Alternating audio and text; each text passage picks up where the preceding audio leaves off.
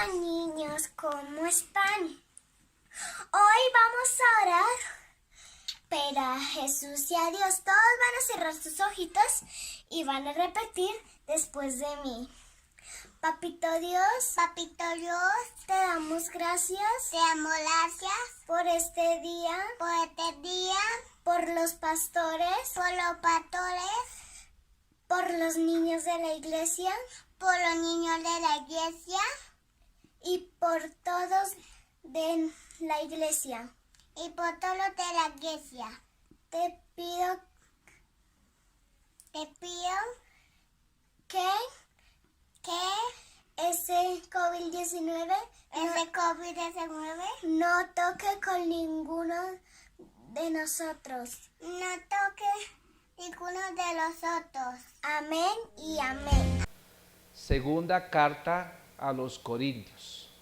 La segunda carta a los Corintios, capítulo 4. Vamos a leer allá los versículos 7 hasta el versículo 12. Segunda a los Corintios, capítulo 4, versículos 7 al 12. Amén. Gloria a Dios. Bueno, dice así la palabra de Dios. Segunda a los Corintios 4, versículo 7, dice la Biblia: pero tenemos este tesoro en vasos ¿de qué?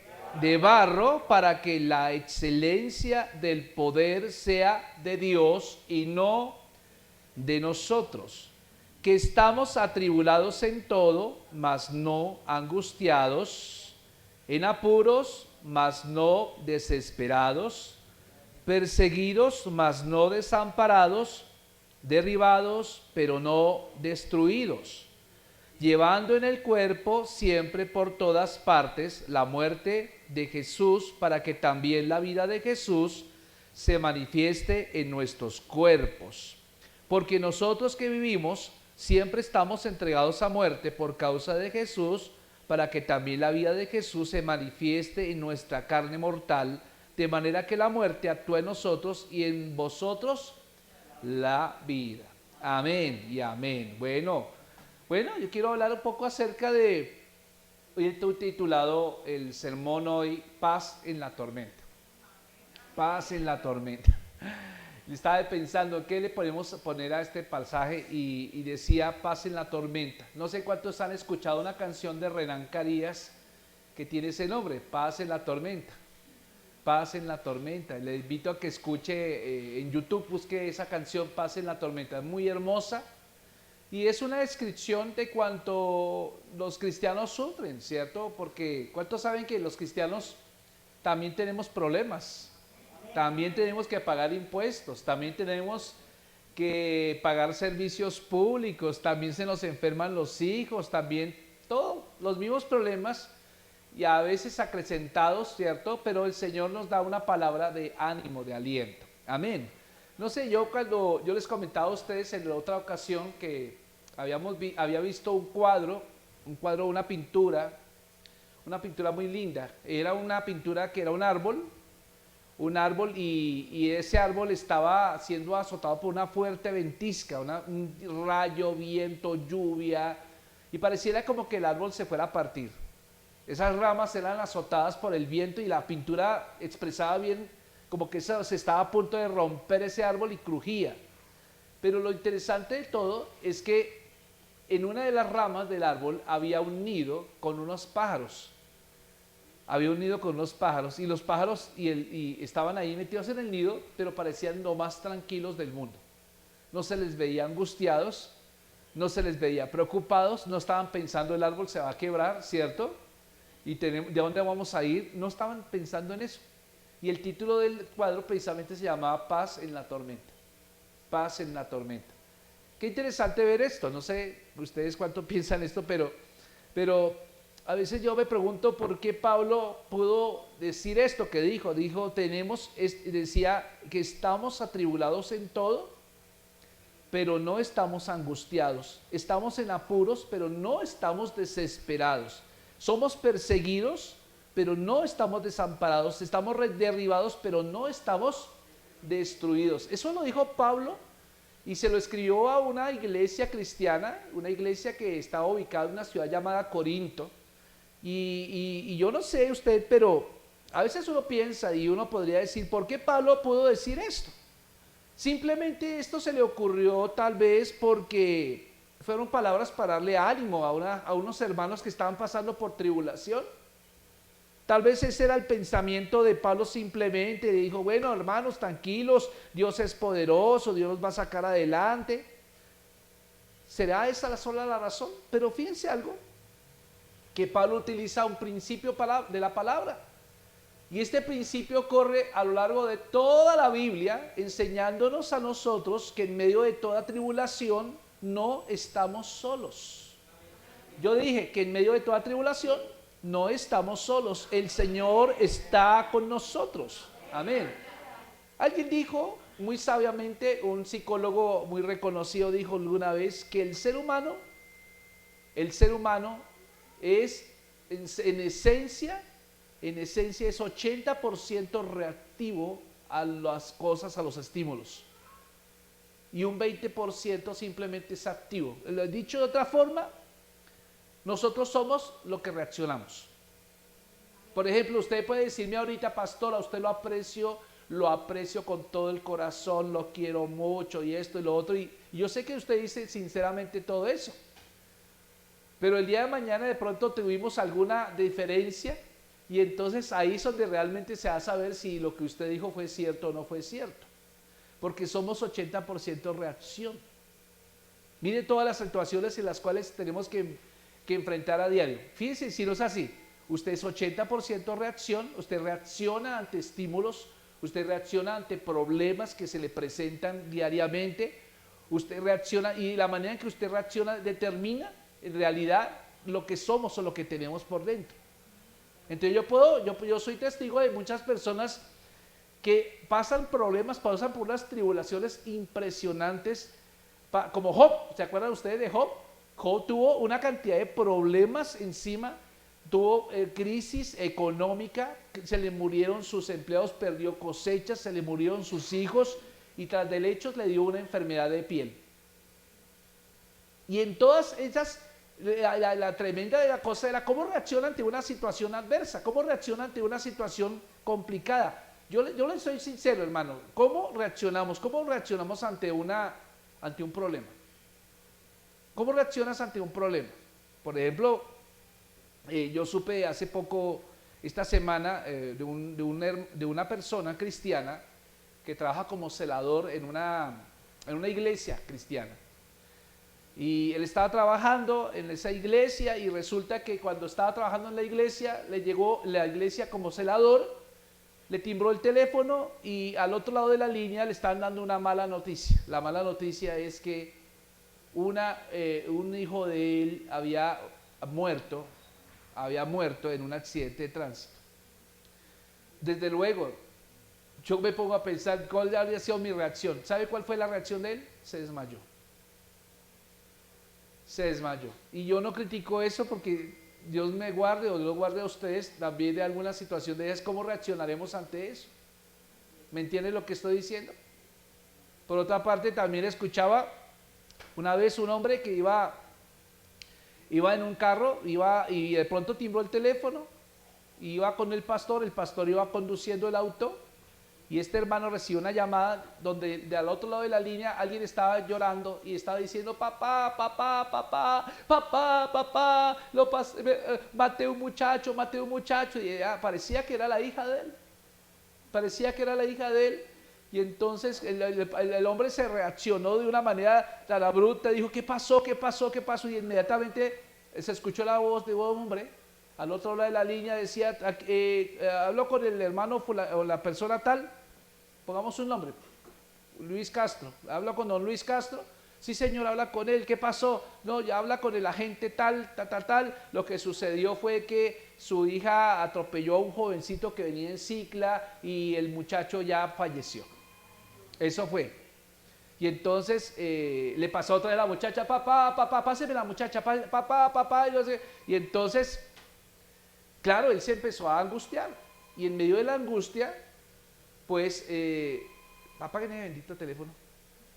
Y en medio de la angustia, ¿sabe una cosa? En medio de la angustia él empezó a decir, ¿cómo está Natalia? ¿Cómo está Natalia? Entonces le dio información. Entonces el hombre estaba en crisis y el pastor que iba manejando le dijo, entonces el hombre, el que supuestamente era el policía, le dijo, haga una consignación porque toca conciliar acá, 1.700.000 consigne. Y entonces el hombre ya como que entendió que no era algo lógico, entonces reaccionó correctamente y entonces empezó a decir, bueno, entonces deme su cédula para saber a qué número le consigno. No, ¿cuál cédula? Consigne tranquilo, yo le doy el número de cuenta. No, deme su cédula. No le quiso dar la cédula. Entonces permítame, entonces voy a llamar a mi cuñado que vaya ya al lugar No es necesario, venga, mande la plata y ya eso salimos de ese problema. Entonces el hombre dijo, bueno, entonces permítame, voy a mandar a mi primo que es sargento de la policía para que vaya al lugar de los acontecimientos. Santo remedio, el señor colgó, no volvió a llamar más nunca. El problema fue, bueno, llegaron al lugar donde tenían que llegar, el papá llamó a su hija, ahí sí la llamó, la muchacha contestó, hola papá, ¿cómo estás? Hola, mi amor, ¿cómo te ha ido? Bien, ¿dónde estás? Aquí trabajando, tú sabes que tengo harto trabajo aquí de contabilidad y esto y lo otro, y tú no te pasó nada. No, yo estoy aquí toda la mañana. O sea, se dan cuenta, a veces no sabemos reaccionar ante presiones, ante situaciones que se nos puedan acontecer, reaccionamos de la manera más loca del mundo. Si alguien nos cierra en su carro, la primera reacción es acelerar el carro y cerrarlo también. O como pasó una vez cuando venía por Banderas, un taxista que sin querer, yo no me acuerdo de haberlo cerrado, pero el señor se puso tan bravo que cuando yo empecé a dar la vuelta para hacia el distrito militar, el señor me persiguió y me tiraba monedas. Y pues tocaba abrir la ventana para que cayeran todas las monedas, ¿cierto? A romperme el vidrio, pero digamos que de la manera jocosa ahora lo decimos, pero en ese momento no había esa risa, no había porque es que nosotros somos 80% reacción, un 20% acción. ¿Me entiende? Entonces Pablo estaba queriendo decir acá que todos los cristianos de alguna manera vamos a estar presionados por algún tipo de cosa. Todos vamos a estar pasando por algún tipo de problema. Usted va a decirme aquí, pero ¿cuál es el chiste de venir a la iglesia? ¿Cuál es el chiste de recibir a Cristo? Si a mí yo escuché una vez que decían, para de sufrir. Para de sufrir. La única manera que usted pare de sufrir es que usted se muera hoy y usted para de sufrir. Es la única forma de parar de sufrir. Entonces Pablo nos está enseñando, la palabra nos está enseñando cómo reaccionar ante diferentes situaciones adversas en nuestra vida. Y yo quiero decirle algo, Jesús habló especialmente a sus discípulos de no preocuparse ni angustiarse. ¿Recuerdan ustedes el Mateo 6:25? Vaya conmigo por favor a la Biblia. Y yo quiero decirle a usted, si usted está pasando hoy por algún problema, recuerde que el Señor está prometiendo su compañía en medio de la tribulación. Mateo 6:25, ¿qué dice? No vivan pensando, voy a leer la traducción en lenguaje actual, así que perdónenme los que tienen Reina Valera. Dice, no vivan pensando en qué van a comer, o qué van a beber, o qué ropa se van a poner. La vida no consiste solamente en comer, ni Dios creó el cuerpo solo para que lo vistan. 26. Miren los pajaritos que vuelan por el aire. Ellos no siembran, ni cosechan, ni guardan semillas en graneros. Sin embargo, Dios, el Padre que está en el cielo, les ha dado lo que necesitan y ustedes son más importantes que ellos. ¿Qué es lo que dijo el Señor? Ustedes son más importantes. Ahora yo leía esto, yo me acordaba del cuadro ese que les acabo de mencionar. Un nido de pajaritos azotado por una tormenta y los pajaritos estaban tranquilos. Yo siempre me he preguntado, estos días que ha llovido, ¿dónde están las palomas? ¿Qué se hacen las palomas cuando llueve? ¿Dónde están los gorriones? Y uno ve que está lloviendo y no se ven por ahí. Ellos están seguros en su lugar. Los únicos que chillan con la tormenta son los perros, ¿cierto? Que se estresan, ¿no? Pero los pájaros ya están acostumbrados a eso. Y el Señor está diciendo acá, miren los paves del cielo, miren los pajaritos, ellos no se están preocupando porque van a comer ni nada de eso. ellos no están allá recogiendo semillas en graneros, ¿cierto? Porque ellos saben que hay alguien que está en el cielo que les da todo lo que necesitan. Y el Señor está diciendo, ustedes son más importantes que los aves. Ustedes son más importantes que los pájaros. ¿Cuántos dicen amén? Usted es más importante que un ave. Créame, hermano. Luego dice el 27, dice, ¿y creen ustedes que por preocuparse vivirán un día más? ¿Creen ustedes que por angustiarse, que por estar cada ratico, no, y ahora yo qué hago, no, y ahora yo qué voy a hacer, no, y esto y lo otro, y estar cada ratico confesando derrota, confesando dificultad, va a cambiar la situación? El Señor está diciendo allá, ustedes no van a hacer nada, no van a cambiar nada haciendo eso, por preocuparse. Versículo 28 dice, aprendan de las flores que están en el campo. Ellas no trabajan para hacerse en sus vestidos, sin embargo les aseguro que ni el rey Salomón se vistió tan bien como ellas, y aunque tuvo muchas riquezas, véngale cuidado, si Dios hace tan hermosas a las flores que viven tan poco tiempo, ¿acaso no hará más por ustedes? ¿Acaso no hará más por ustedes? Y dice, veo que todavía no han aprendido a lo que es confiar en Dios. Veo que, eso es lo que dice hombres de poca fe, está diciendo, veo que tienen poca fe, pero aquí lo dice, veo que ustedes no han aprendido todavía a confiar en Dios. No se preocupen, dice, ya no se preocupen por lo que van a comer, o lo que van a beber, o por la ropa que van a poner. Solo los que no conocen a Dios se preocupan por eso, los que no tienen a Cristo en su corazón. Ustedes tienen como Padre a Dios que está en el cielo, y Él sabe lo que ustedes necesitan. Lo importante es que reconozcan a Dios como su único rey y que hagan todo lo que Él les pide. Dios les dará a su tiempo todo lo que necesiten. Dios les dará a su tiempo todo lo que necesiten. Dios les dará a su tiempo todo lo que necesiten. Amén. No se preocupen. El versículo 34 finaliza diciendo, así que no se preocupen por lo que pasará mañana, ya tendrán tiempo para eso. Recuerden que ya tenemos bastante con los problemas de cada día. Yo, hermanos queridos, el Señor me habló de esta manera especial. Y fíjense algo tremendo, que otra manera de vencer la ansiedad, una manera fácil de vencer la ansiedad, ¿sabe una cosa? Y hallar reposo es recordar la bondad de Dios. ¿Cuántos saben que Dios ha sido bueno? A mí, una de las cosas, uno de los remedios tremendos, así como se le recetaron a ustedes los sartán para los que son hipertensos, o atorvastatina para los que tienen problemas con su colesterol, ¿cierto? Su metformina para los que tienen mucho azúcar, que son más dulces que un arequipe, ¿cierto? Les voy a decir lo que es, les voy a dar el remedio para no angustiarse. ¿Cuál es el remedio que el Señor nos muestra para que usted no se angustie? Y lo encontramos en el libro de Deuteronomio capítulo 8. Vaya conmigo a Deuteronomio capítulo 8. Y el Señor nos enseña allí que la ansiedad se vence y se halla reposo cuando tú recuerdas la bondad de Dios en el pasado. ¿Cómo? Cuando tú recuerdas la bondad de Dios en el pasado.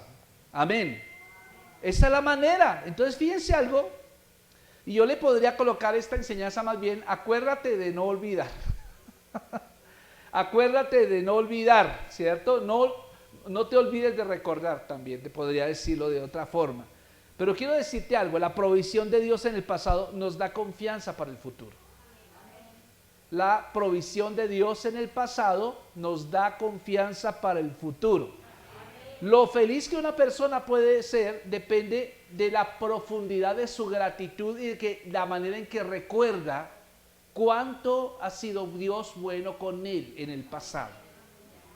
Entonces, en la medida que usted tenga esa profundidad de gratitud y recuerde lo bueno que ha sido Dios en el pasado, va a ser la misma proporción en que usted no se va a angustiar ni va a tener ansiedad en el presente. ¿Me entienden lo que estoy diciendo? Se lo repito, ¿no lo entendieron? Vamos a Deuteronomio 8. Vamos a Deuteronomio 8. Yo quiero leer ese pedacito de Deuteronomio 8 para que ustedes sepan. Deuteronomio 8. Y este título, desde el versículo 11, voy a leerle rápidamente, pero estas son unas instrucciones que Moisés le dio al pueblo de Israel antes de ingresar a la tierra prometida. Capítulo 8, versículo 1 dice, Dios cuidará a su pueblo, dice la versión TLA.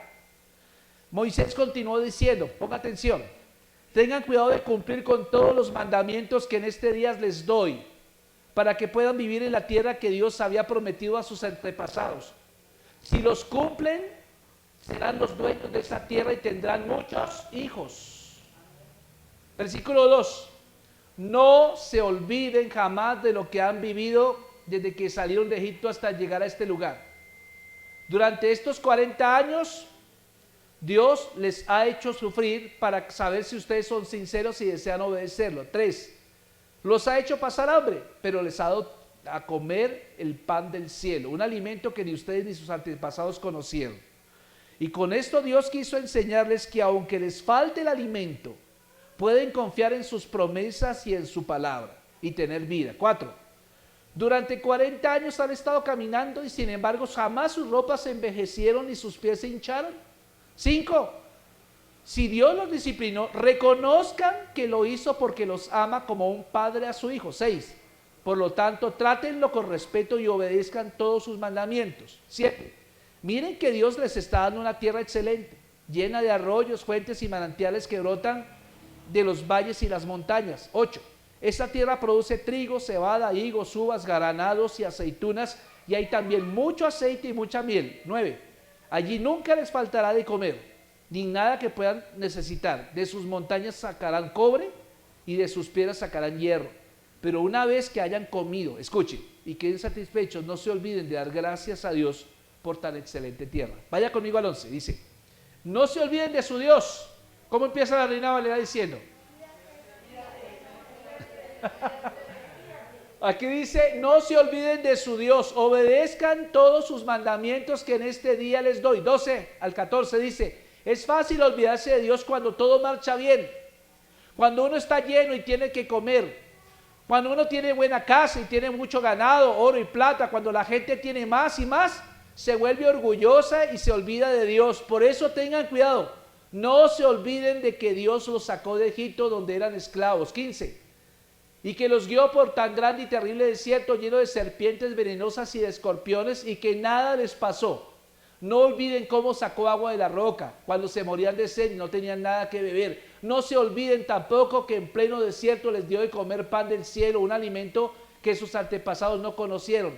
Tengan presente que Dios les envió todas estas pruebas para bien de ustedes. 17, si olvidan esto, tal vez lleguen a pensar que todo lo que tienen y disfrutan los han conseguido con su propio esfuerzo.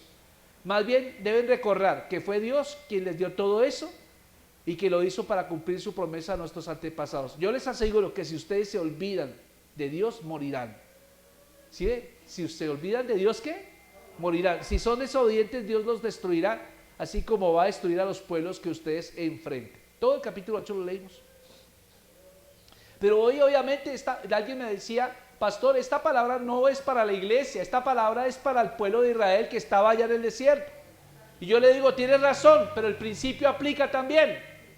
Si usted se olvida de Dios, usted va a morir. ¿Y en qué forma morimos? En separación de Él. ¿En qué forma morimos? Que cuando vengan las pruebas, usted lo último que va a pensar es en Dios. Porque las decisiones que usted tome cuando se olvida de Dios no son decisiones guiadas por Él.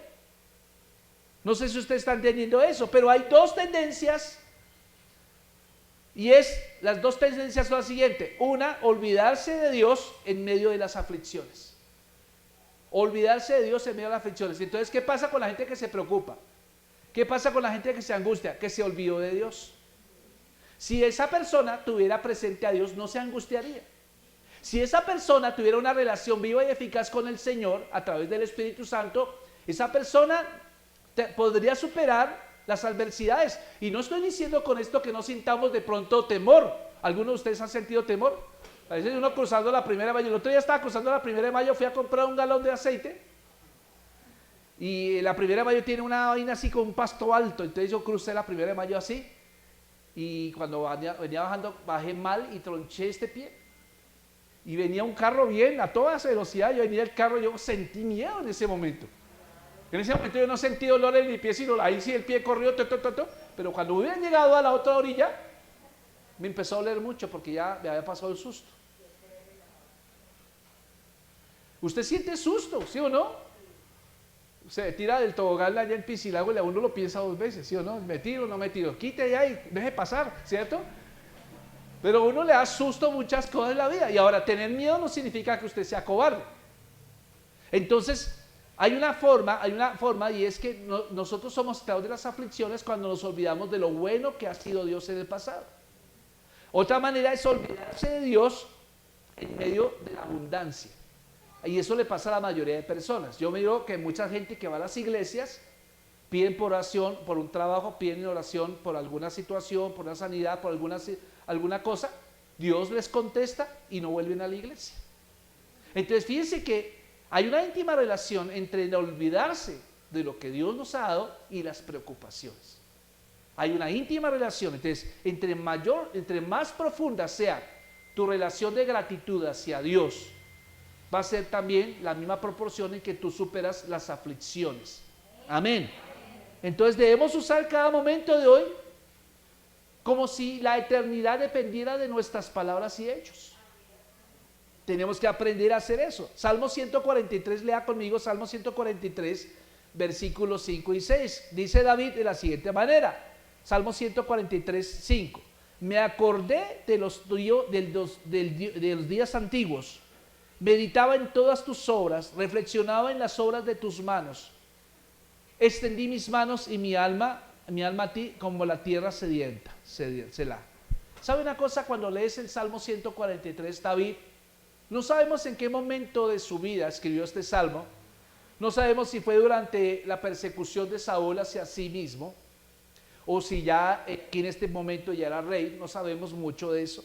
Lo único que sabemos es que David está diciendo, nunca en los momentos más difíciles de mi vida, siempre me acordé de lo bueno que ha sido conmigo.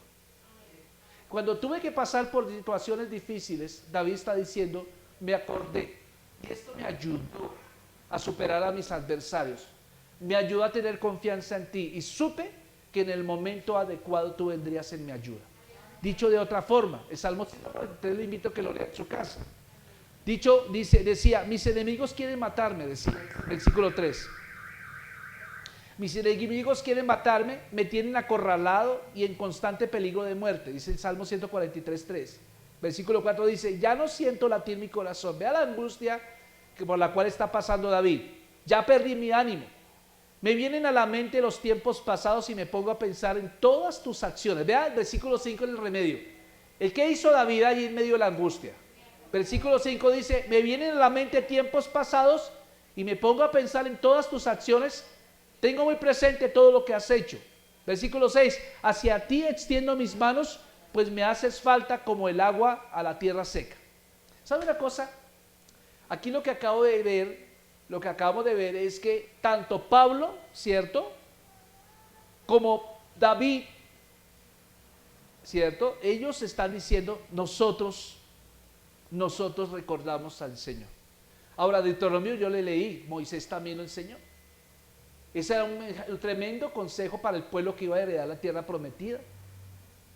El Salmo 143, alguien dijo que debería ser el Salmo de Pablo porque tiene las mismas palabras de Pablo allá en segunda carta de los Corintios capítulo 4. En todo momento el Señor Jesús lo dijo en Mateo 6, que lo acabamos de leer también, no se preocupen, no se angustien, que el que invita paga. ¿Sí o no? Si a usted lo invitan, tranquilo, déjese atender. Déjese atender. Yo sé que a veces a uno lo invitan y uno por consideración, venga, yo le ayudo a pagar. No, tranquilo, que yo lo invité, que yo insisto en pagar, que se deje invitar. Pero si a usted lo invitan, déjese invitar, hermano.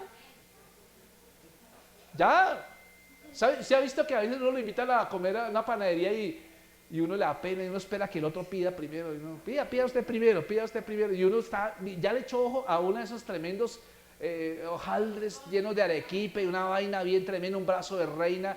Pida usted, y uno mira, dependiendo de la calidad que pida el otro, pido yo. Pero el problema es que el otro le está diciendo, pida usted primero. No, pero usted me puso una crucijada. No, pida, porque si están invitándolo, pida. Si no, el otro, ¿para qué se arriesga a pedir? ¿Sí o no? Entonces pida lo que usted está diciendo. Yo quiero comer esto. Y yo sé que el otro de pronto, si lo invitó, con toda sinceridad, no va a hacer caras, no va a hacer pucheros, ¿cierto? Porque lo invitaron a usted. Entonces, Dios está invitando, mi amado hermano, Dios te está invitando, Dios ha pagado a través de su Hijo Jesucristo en la cruz del Calvario.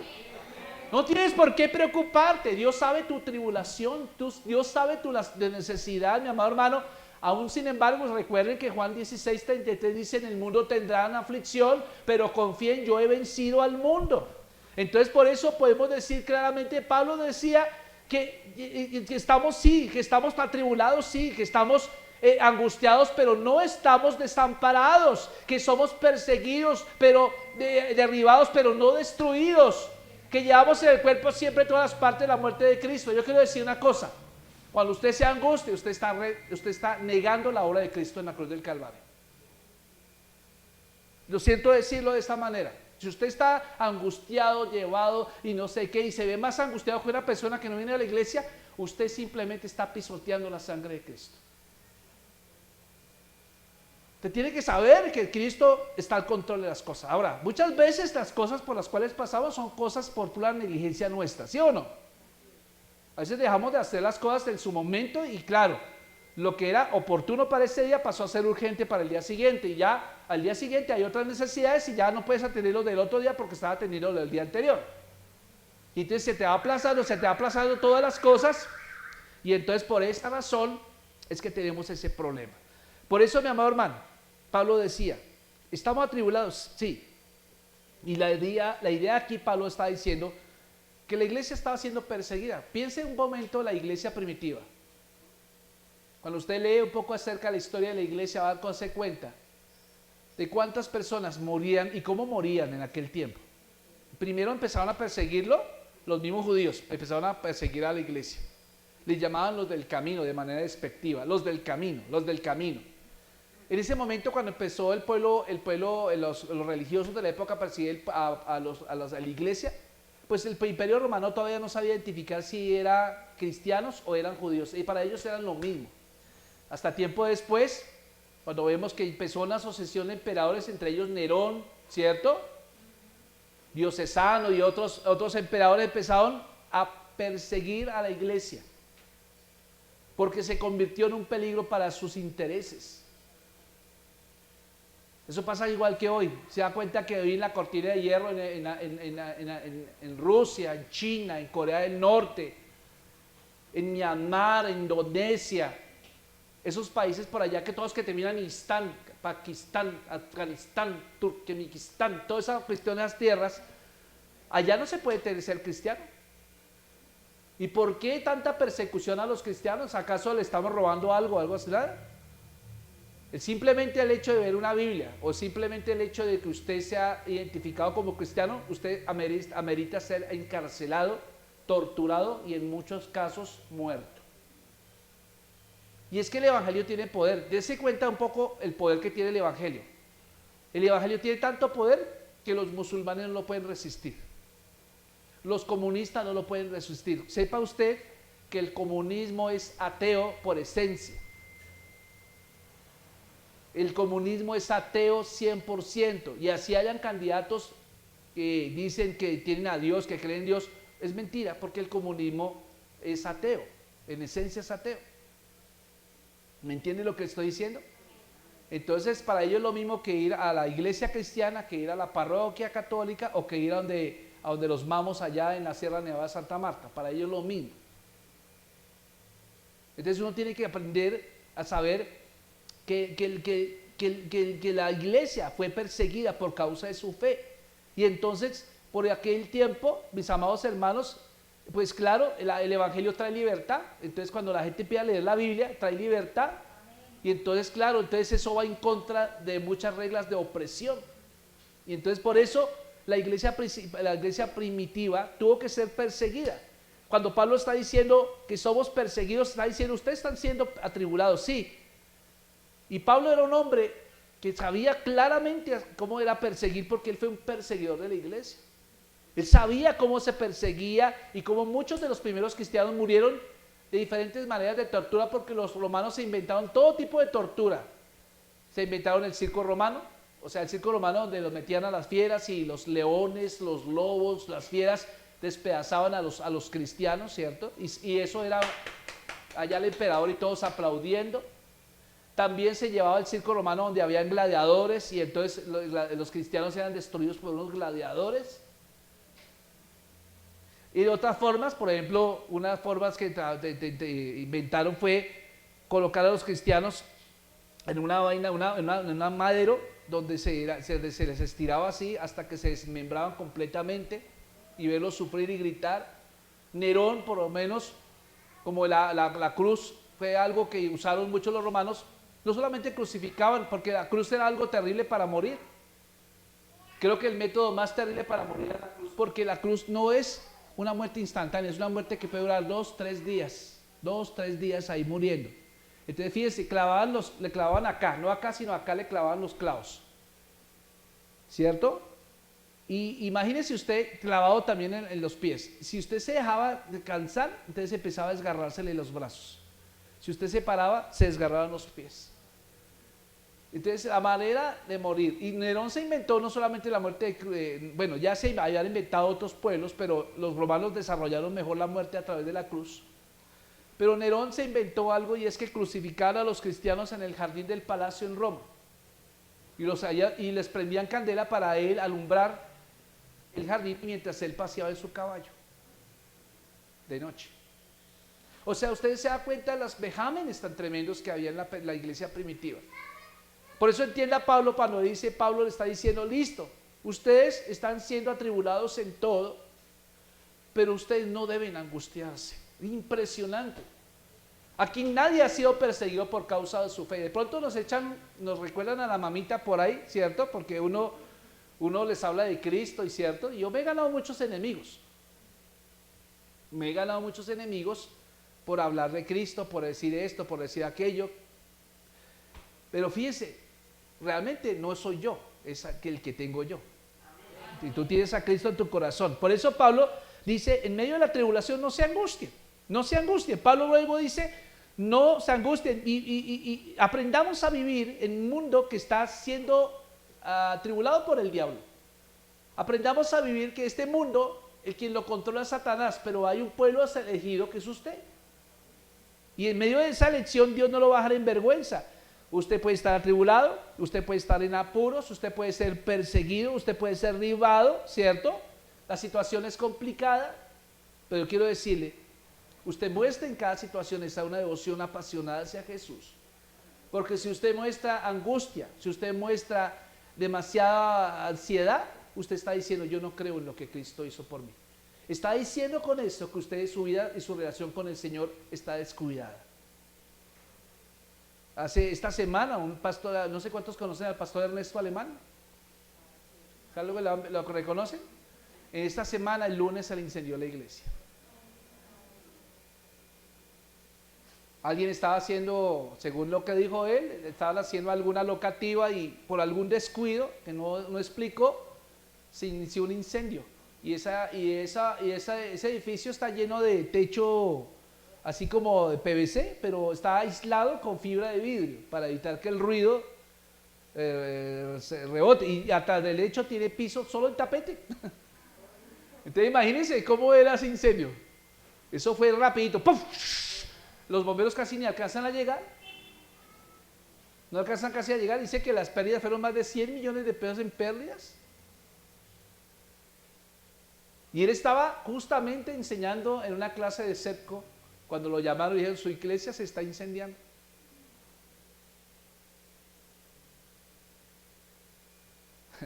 Y usted lo ha visto que a veces, a mí pastor me ha pasado que siempre en los momentos más de tribulación, llegan cuando uno está frente a un poco de gente que está mirándolo a uno como ejemplo de fe. Me acuerdo de eso, ¿cierto? Y uno está así, administrándoles el Señor a toda la gente, hermanos, Dios los bendiga, hermanos, el Dios es todopoderoso, Dios nunca nos deja en vergüenza, aleluya, ánimo hermano, y pum, llega alguien. Se le está incendiando la iglesia. Y entonces la gente queda mirándolo. A ver cuál es la reacción, si es que lo que dijo realmente está en concordancia con su reacción. Ah, sí, una vez que estuvimos de Blanquita, que Blanquita en el norte, ah, sí. Ah, sí. Bueno, con de Blanquita me acuerdo hace unos años ya, cuando teníamos el otro carro, hace muchos años, estábamos ahí también y de repente estábamos orando por una mercancía que le llegó a Blanquita y tenía que venderla porque tenía que pagar unas cuentas y de repente sonó la alarma del carro, nos asomamos por la ventana y ¿qué pasó? No, el carro está abierto, nos bajamos y se había robado el radio. Y nosotros estábamos supremamente espirituales allá, gloria a Dios, alabanza, alabanza, aleluya, ¿cierto? Y el otro día estuvimos ministrando también, estábamos ministrando una parejita en el norte, y allá donde parqueamos el carro, siempre parquean carros, pero ese día, se están llevando los carros, salga, tranquilo, ya salgo, cuando ya el carro ya se iba allá lejos, ya como a 3 cuadras, y entonces en el carro de esas personas arrancamos detrás de la grúa, eso persiguiéndole y pararon por allá más adelante, y no hubo poder que pudieran, ya desde que muevan el carro paila, ya, pero cosa terrible. Y entonces mientras estaban allá, yo entonces ya abrí el carro para sacar todos mis documentos, las llaves y toda esa vaina, porque los había dejado ahí. Y entonces, en todo momento, esa persona estuvo mirándome cómo reaccionar. Él sí se alteró.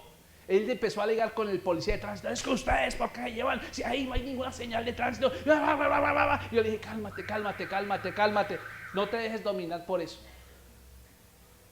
Y fíjate que en eso, cuando usted reacciona adecuadamente, yo lo he visto siempre en esas situaciones, Dios provee. Por ejemplo, en el caso de cuando nos robaron el radio, que era una casetera de casetes.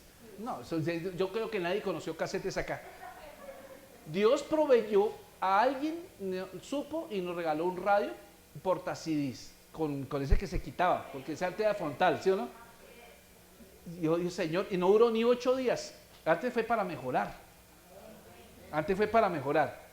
El día en que nos llevaron los carros a los patios, pues claro, la multa valía 800 y pico mil de tiempo de ese tiempo, porque cuenta cada día de la grúa, cuenta la multa y cuenta cada día en que el carro está ya guardado, ¿cierto?